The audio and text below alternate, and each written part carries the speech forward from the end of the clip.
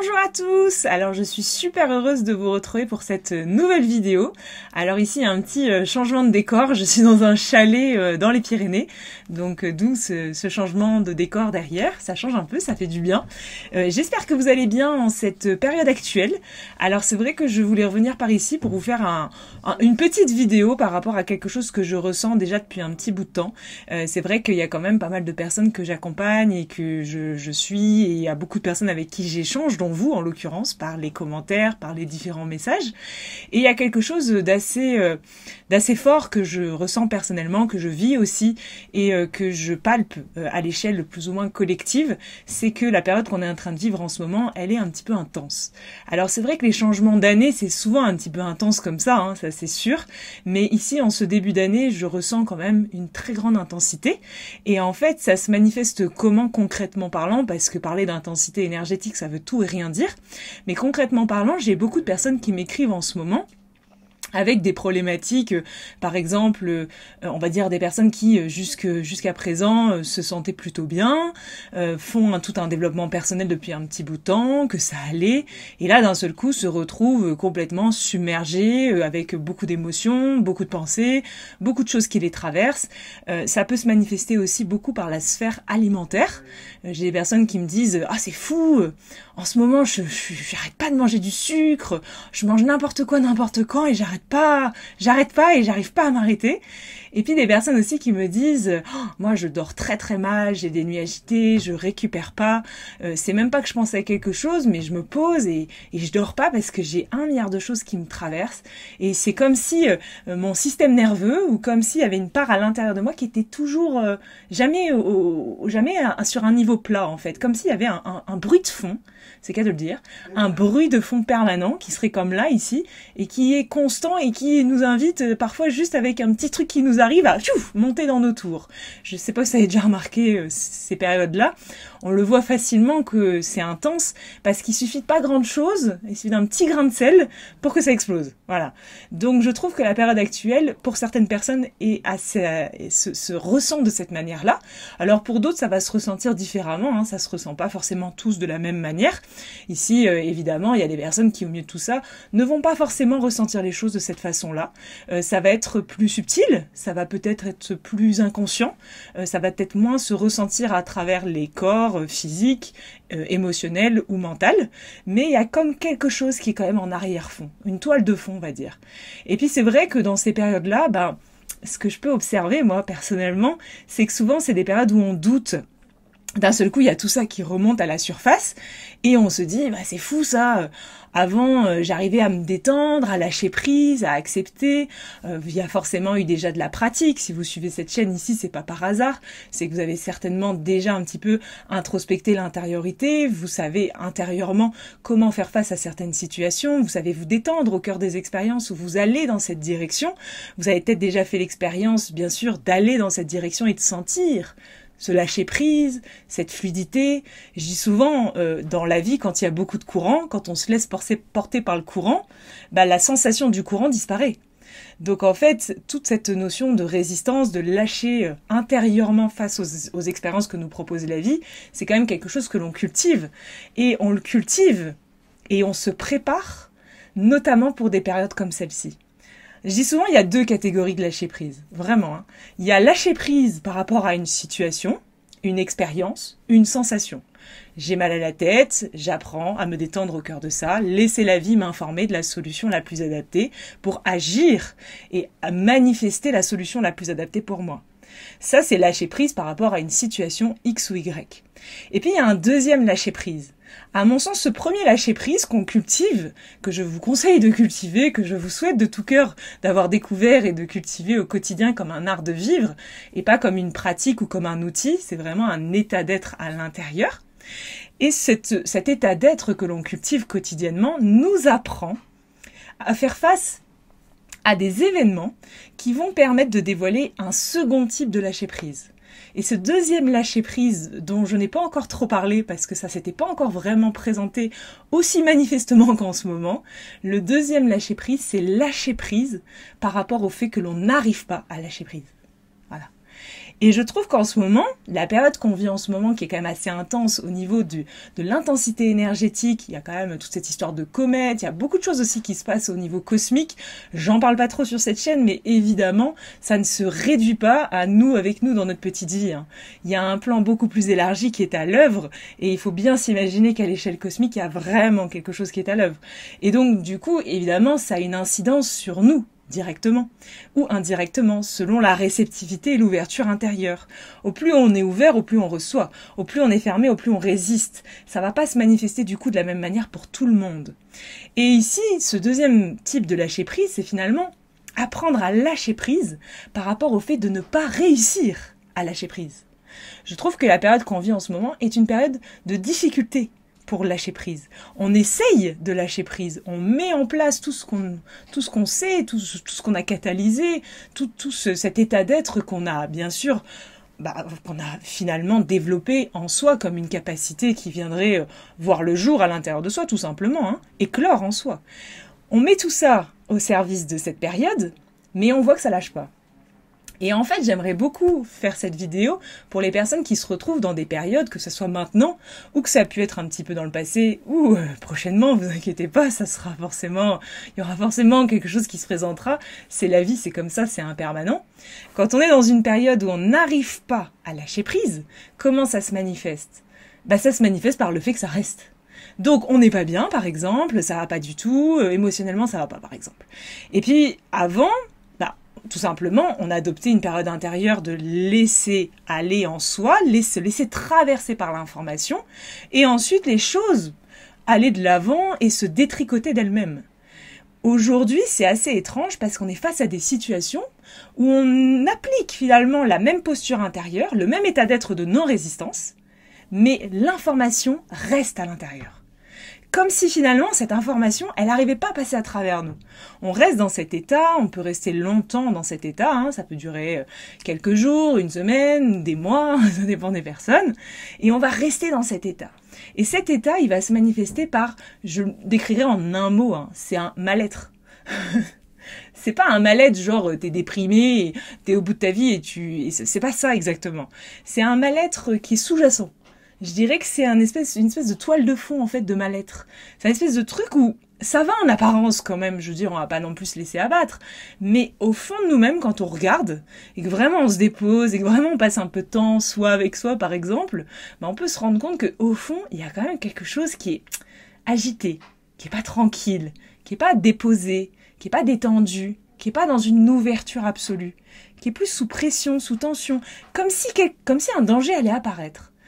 Quand on voit un animal et notamment une proie et qu'un prédateur va arriver, on voit bien que l'animal il commence déjà à se tendre, il est aux aguets comme ça, il se redresse, le prédateur n'est pas encore arrivé, mais on sent déjà que ça se tend.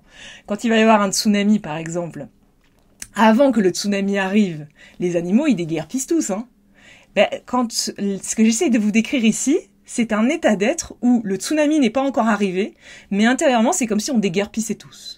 Il y a quelque chose, on sent quelque chose qui arrive, on sent un danger qui pourrait être là, il n'est pas là, donc c'est pas évident comme période parce qu'il n'est pas là le danger, en fait, il n'y a rien de dangereux, tout va bien, je veux dire ça va, mais c'est comme si on pressentait quelque chose qui allait arriver, voilà, c'est dans l'air, c'est dans l'énergie. Et donc du coup, quelque part, intérieurement, on va commencer à se tendre, on va commencer à pas se sentir très à l'aise avec ça, comme s'il fallait se préparer pour fuir. Et comment ça va se traduire? Ça va se traduire par tout ce déferlement qui est subtil et donc qui ne se voit pas tellement comme un tsunami se verrait. On se dit, oui, là, il y a eu un tsunami. Mais là, vu qu'il est subtil, le tsunami, il est énergétique, il se voit pas forcément dans la forme. Ça va pas se manifester par une énorme vague qui nous tombe dessus. Ça va plus se manifester dans l'énergie, dans la tension, dans le ressenti que l'on peut faire, que l'on peut avoir, ressentir face à la vie. Et du coup, qu'est-ce qui se produit par rapport à tout ça? Et c'est ça que je voulais vraiment vous dire, c'est qu'on va se retrouver face à ce déferlement de vagues énergétiques et on n'arrive pas à sortir de cette situation. Et on n'arrive pas non plus à se détendre au cœur de cette expérience. Parce que c'est comme si les vagues étaient plus grosses qu'avant et on se retrouve complètement dépassé. Voilà. Et ce que j'aimerais vous dire, vraiment, c'est que ces vagues, elles sont extraordinaires. Parce qu'en fait, ce que je dis souvent, c'est que lorsque les coques lorsque les armures, lorsque tout ce qu'on dresse autour de nous pour se protéger, donc autant dire que, évidemment, on a dressé certains systèmes de protection autour de nous, on a érigé certains murs par rapport à ce qu'on a pu vivre dans nos vies, au sens large. Et ces murs de protection sont comme des bâtisses qui nous enferment, qui sont venus finalement, au début, ça nous protégeait, parce que quand on construit une forteresse tout autour de soi, ça nous protège des attaques de l'ennemi. Mais à terme, la forteresse devient enfermante. On est enfermé dans la forteresse et on ne sait plus comment en sortir. C'est un petit peu toute l'allégorie de l'incarnation. L'allégorie de la caverne de Platon, en l'occurrence. Et on se retrouve dans cette forteresse ou dans cette grotte, dans cette caverne, et on ne sait plus où est la porte de sortie parce qu'on est entouré de murs. On ne voit que les murs qu'il y a autour de nous. Et ce qui est magnifique avec ces immenses vagues énergétiques qui déferlent en ce moment sur Terre, avec ce mouvement-là, vraiment, il faut vraiment le voir comme ça, c'est que ça vient taper sur nos murs, taper sur nos murs, taper sur nos murs. Et ça a une telle intensité qu'on n'arrive pas à y faire face. Et on apprend à laisser faire les vagues. Et pourquoi ces vagues ont besoin d'être laissées, qu'on a besoin de les laisser faire? Parce qu'en fait, ces vagues, quand elles touchent nos murs, ont la capacité et la force énergétique de commencer à les étioler, de commencer à former des brèches, comme si ça allait pouvoir progressivement faire des petites ouvertures qui vont nous laisser la possibilité de voir ce qu'il y a à l'envers. Là, on est à l'endroit, on est dans la prison, ce qu'on appelle incarnation ou incarcération, c'est comme vous préférez. On est dans cette prison comme ça, enfermé sans même s'en rendre compte. On appelle ça le rêve. On rêve, mais on oublie qu'on était en train de dormir. Et puis, ce qui se produit, c'est qu'en ce moment, il y a des grosses vagues qui commencent à taper de l'extérieur. On se dit, mais qu'est-ce qui se passe là? Il y a un problème. D'habitude, je maintiens tout ça, ça va à peu près. Et là, ces vagues, elles tapent, et au bout d'un moment, ça crée des brèches. Et on commence à voir à travers les brèches, et on commence à se rendre compte quand on regarde à travers les brèches qu'il y a autre chose derrière. Et qu'en fait, on était à l'endroit, mais qu'on peut aussi basculer à l'envers. À savoir si on était vraiment à l'endroit. Je pense plutôt qu'on était à l'envers et qu'il serait temps de se remettre à l'endroit. Bref, toujours est-il que c'est exactement ce qui est proposé en ce moment. Alors bien sûr, ces vagues ne sont pas simples à gérer. Elles sont inconfortables, elles créent de l'agitation, beaucoup d'agitation, et elles créent un peu de la peur, parce que ce qu'on sait gérer, c'est rassurant. Mais ce qu'on ne peut pas gérer, c'est pas rassurant. Et donc, quelque part, c'est un plus gros degré de lâcher-prise qui nous est demandé aujourd'hui de mettre en œuvre. C'est pas juste lâcher prise par rapport à quelque chose que tu sais gérer. C'est lâcher prise par rapport à quelque chose que tu ne sais pas gérer. Et qu'en plus, tu ne sais pas arrêter. Mais au-delà même de savoir arrêter les choses, il nous est demandé d'arrêter de les arrêter. Parce que c'est en les laissant nous heurter, certes, sur l'instant, c'est pas très confortable, mais en laissant ces vagues énergétiques nous heurter, ça crée des brèches dans nos murs intérieurs qui nous permettent de laisser passer la lumière. Littéralement, au sens propre du terme. La lumière ne peut pas passer à travers le mur. Elle rebondit, elle repart. C'est bien pour ça qu'on est enfermé dans quelque chose qui ne laisse pas rentrer l'information. Ces brèches qui sont en train de s'ouvrir sont en train de créer, vous voyez, comme quand un œuf est en train d'éclore. C'est magnifique. On pourrait voir cette image de l'œuf qui est en train d'éclore, et le petit poussin, ça serait comme la lumière, comme un soleil dans l'œuf. Et on verrait des rayons de lumière qui sortent de l'œuf. C'est exactement la même chose qui est à l'œuvre. C'est à l'intérieur, et en même temps à l'extérieur. La lumière rentre de l'extérieur vers l'intérieur, et la lumière sort de l'intérieur vers l'extérieur. Et c'est vraiment une éclosion qui est en cours en ce moment. Mais avant chaque éclosion, je tiens à vous le dire, regardez la nature. La nature est à l'image de nous. C'est vraiment une allégorie de ce que nous sommes. Avant que le printemps arrive, quelle est la saison quand même? Avant le printemps, c'est quand même l'hiver. Je veux dire, je suis pas en train de dire une connerie là, on est bien d'accord. L'hiver, c'est quoi? L'hiver, c'est une saison où c'est vide dans la nature. Il n'y a plus de feuilles, les arbres commencent un peu à se déposer, il y a une forme de vide fertile. C'est vide, c'est pas forcément le plus beau, on pourrait dire, bon, c'est un peu mort quand même la nature. On est un peu dans cette phase hivernale de mort en fait, où on est en train de se vider intérieurement, c'est pas confortable, c'est stressant, il y a rien qui arrive, tout ce qui nous arrive c'est pas confortable, et on se vide, et ensuite une fois qu'on s'est vidé, ce vide en fait il repose la terre. Et quand la terre se repose, qu'est-ce que ça crée à l'intérieur? Ça ensemence la fertilité pour pouvoir faire germer de nouvelles graines. C'est exactement ce qui est à l'œuvre en ce moment. Une mort symbolique pour pouvoir faire fleurir quelque chose de nouveau au printemps. Alors tout le monde a envie de fleurir et de renaître, mais personne n'a envie de mourir. Je dis souvent dans une transformation, j'anime une retraite comme ça qui s'appelle Renaître de ses cendres. Et ça me fait toujours rire. Je veux dire, tous les gens qui arrivent me disent toujours « Ah oui, moi je veux renaître de mes cendres ». Et puis tout le monde oublie l'étape qu'il y a avant le fait d'être une cendre. C'est-à-dire que pour devenir cendre, il faut déjà se combuster. Il faut déjà mourir à soi. Ensuite, on est cendre et de ces cendres, on renaît. Et la période actuelle, c'est justement cette combustion à l'intérieur. Laisser rentrer l'inconfort, lâcher prise par rapport aux choses que l'on ne peut pas arrêter, que l'on ne peut pas gérer, par rapport à ces vagues informationnelles qui nous percutent et qui nous déstabilisent sûrement plus profondément que d'habitude et qui créent ce que j'appelle le démon du doute. Parce que quand on est fort déstabilisé, et peut-être ça faisait longtemps qu'on n'avait pas été si fort déstabilisé que ça, bah peut-être que dans le fait d'être déstabilisé comme ça d'un seul coup, eh ben on est testé aussi sur notre programme foi et confiance en la vie. Parce que souvent, il suffit de passer une semaine à pas savoir sortir la tête de l'eau pour commencer à douter.